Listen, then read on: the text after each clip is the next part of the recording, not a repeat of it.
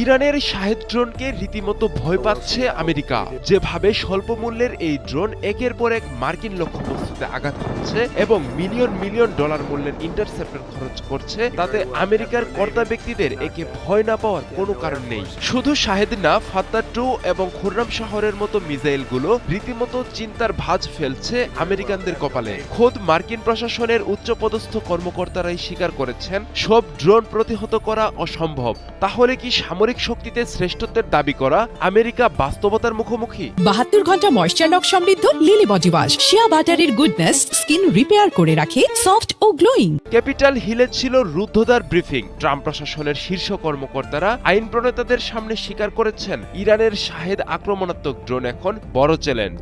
মার্কিন প্রতিরক্ষা মন্ত্রী পিট হেগসেথ এবং জয়েন্ট চিফ অব স্টাফের চেয়ারম্যান জেনারেল ড্যান কেইনও স্বীকার করেছেন ড্রোনগুলো প্রত্যাশার চেয়ে বেশি কার্যকর এবং সবগুলো ঠেকানো অসম্ভব। প্রশ্ন হলো, শাহেদ ড্রোন নিয়ে কেন এত ভয়?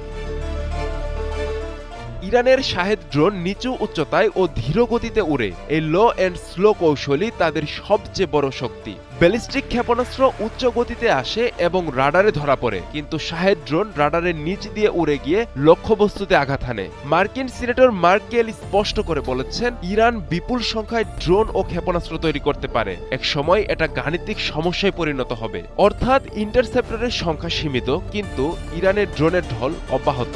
শাহেদ ড্রোন তুলনামূলক সস্তা, দ্রুত তৈরি করা যায় এবং একসঙ্গে শত শত উৎক্ষেপণ সম্ভব। এটি স্যাচুরেশন অ্যাটাক কৌশল, অর্থাৎ এক এত বেশি হামলা যাতে প্রতিরক্ষা ব্যবস্থা ভেঙে পড়ে। ইরানের ধারাবাহিক ড্রোন ও ক্ষেপণাস্ত্র হামলা আমেরিকার সামরিক লক্ষ্য অর্জনের সক্ষমতাকে স্পষ্টভাবে চ্যালেঞ্জ করছে। পশ্চিম এশিয়ায় মার্কিন ঘাঁটি ও মিত্র রাষ্ট্রগুলোর উপর বাড়ছে চাপ।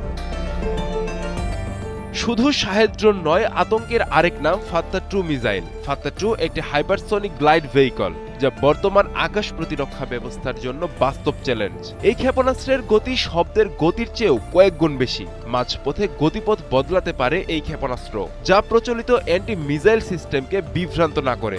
মার্কিন প্যাট্রিয়ট এমনকি ইসরায়েলের আয়রন ড্রোম মূলত ব্যালিস্টিক বা রকেট হুমকির জন্য ডিজাইন করা, কিন্তু হাইপারসনিক গ্লাইড ভেহিকল একেবারেই ভিন্ন মাত্রার প্রযুক্তি।